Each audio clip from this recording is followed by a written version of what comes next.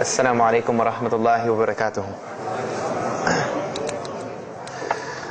Alhamdulillah, alhamdulillah hamdan kathira. Wassalatu wassalamu ala Rasulullah wa ala alihi wa sahbihi ajma'in.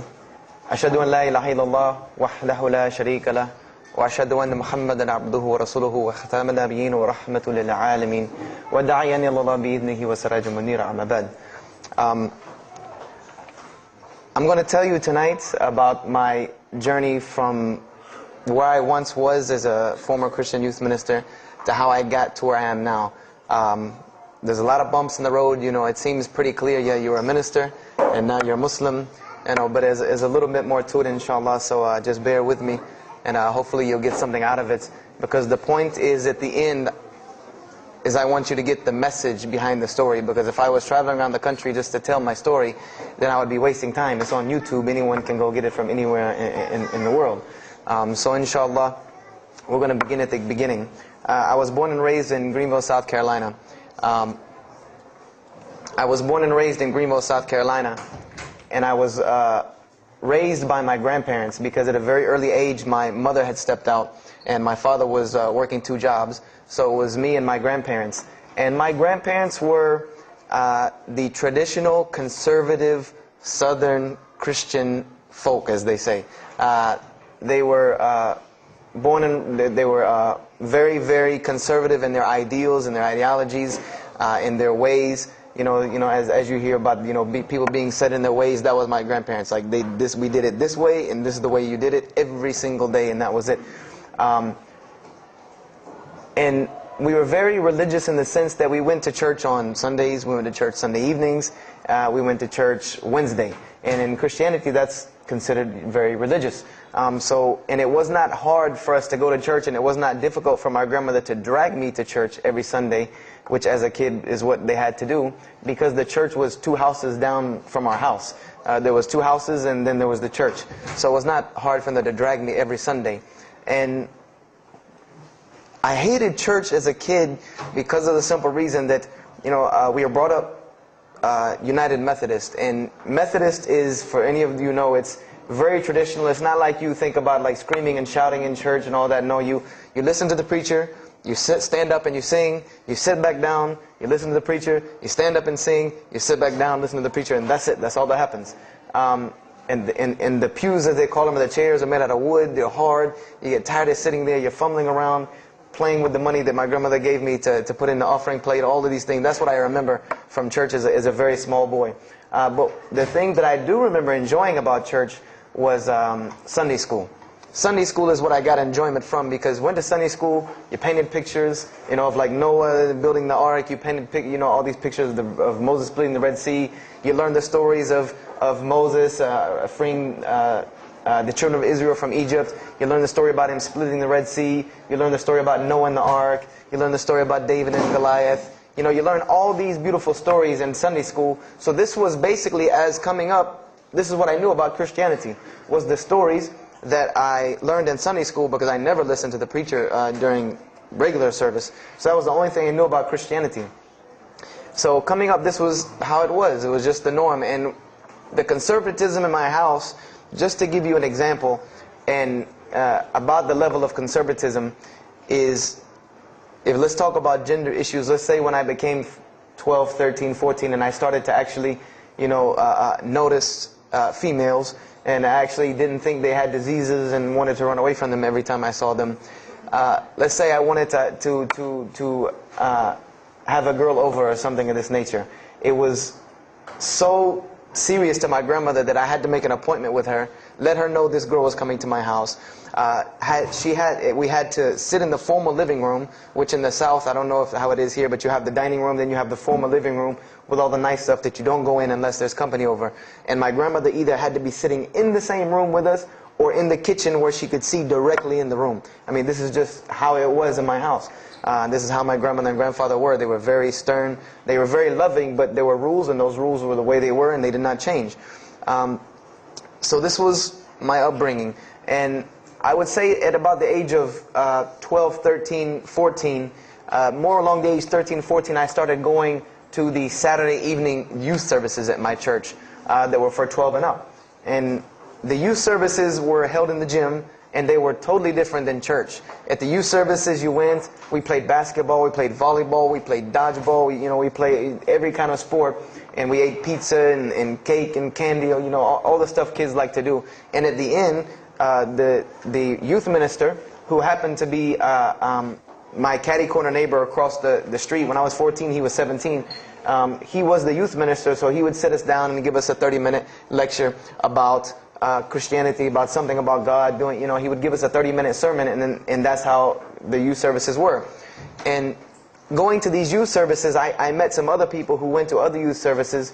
They invited me to Young Men for Christ and other things that were going on in South Carolina. And so I started to go to these different retreats and camping trips with them.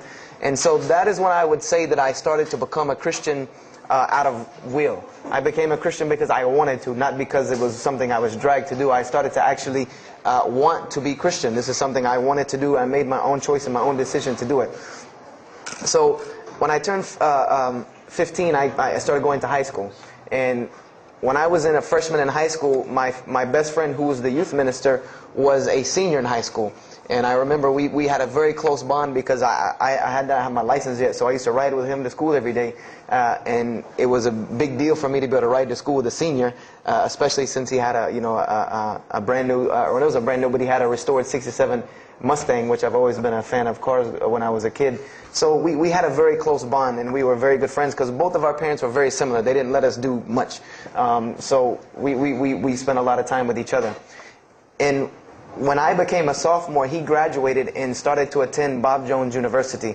I don't know if that rings a bell with anyone, but Bob Jones University is a very prestigious conservative Christian college in South Carolina.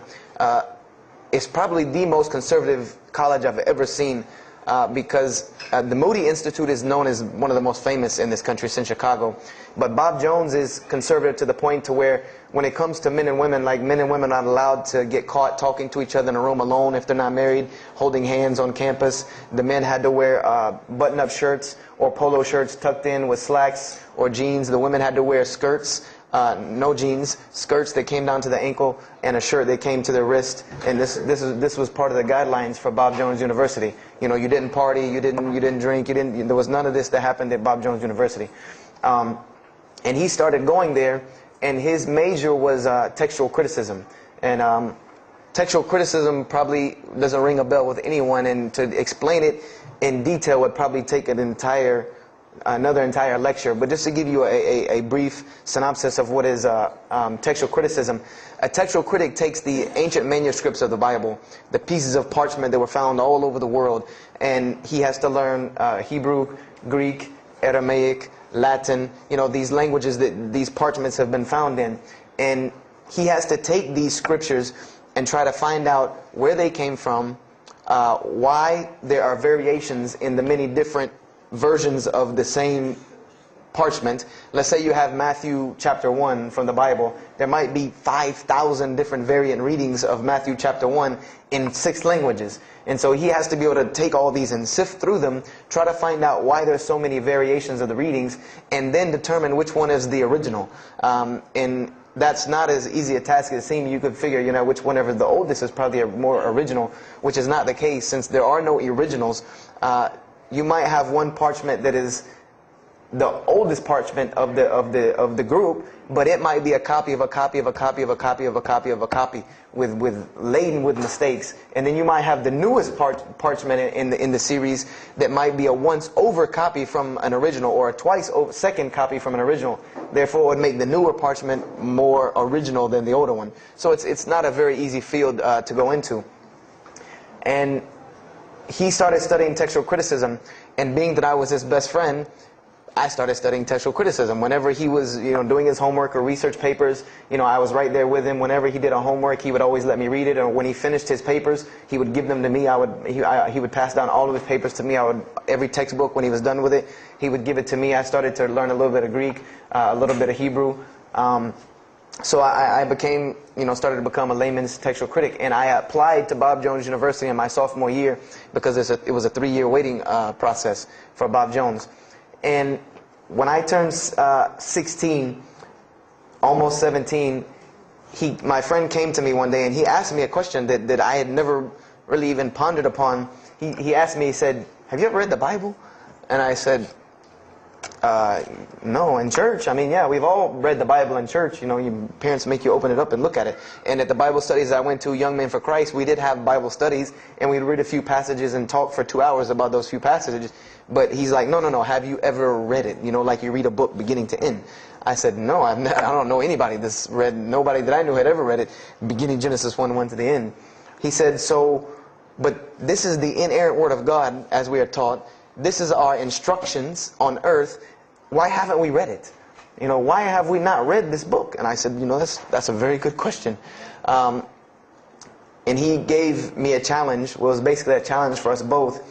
He said, let us start with Genesis 1:1 and let's read the Bible and let's see what God says to us. Because this is the inerrant Word of God, inspired to men, for instructions for us. So let us see what God says to us. If God can talk to the preacher through this book, why can't he talk to me? I said, you're right. I said, that's very good. I had a lot of time on my hands. I wasn't really allowed to do much anyway after school, so I said, why not? Let's read the Bible. I was somewhat nerdy as a 14, 15-year-old, 16-year-old. So we started to read the Bible, and we decided to go from Genesis 1:1. And what we tried to do, this was the attempt that we made, was to not think of anything that we'd ever heard about Christianity, but to open the Bible, and let's say I just found this book in the desert, and read it and see what it says to me.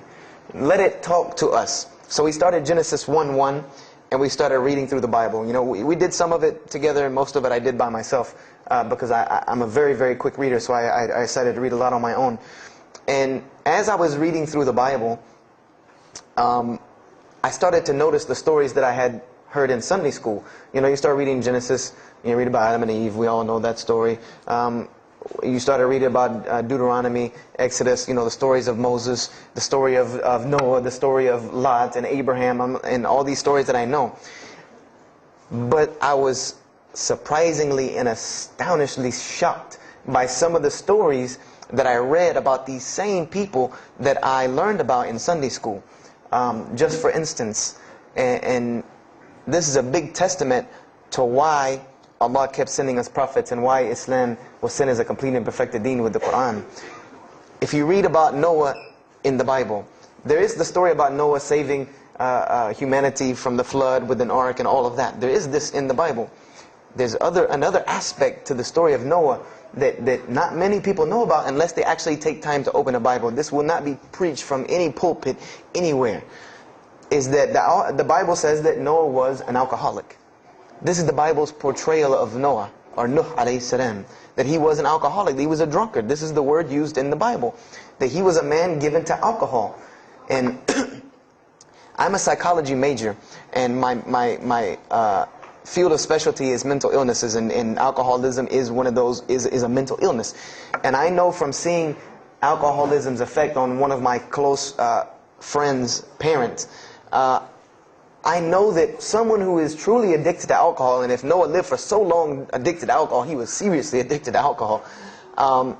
It is hard for someone addicted to alcohol to hold down a 9-to-5 job working at McDonald's flipping hamburgers, much less construct an ark to save humanity from a flood that's never happened. So that stopped me for a moment in my tracks, and I said, Noah was an alcoholic. You know, and it bothered me for a minute, because I said, you know, things started popping in my mind like, if Noah was a drunkard, how did he know God was talking to him? Because, you know, I've seen some people, they're alcoholics, you know, you were just asleep in my dog's food bowl the other night drooling, and now you're telling me you were talking to God last night. You know, you know, to rationally, that would not make sense to me. That's like, you know, an alcoholic on the street coming to you and tell you God's talking to him. You know, he has no, this would give this man no validity. This man has no validity with anyone. So I didn't pay it too much attention. It caught me, but I said, you know what, I'm going to keep going, because there's one thing that you don't do in Christianity, and I'll tell you what it is in a minute when I started doing it. Then I came across the story of Lot, or Lut alayhi salam. And we all know the story of Sodom and Gomorrah in these stories, but there's another very twisted story in the Bible about Lot and his daughters. There's a story of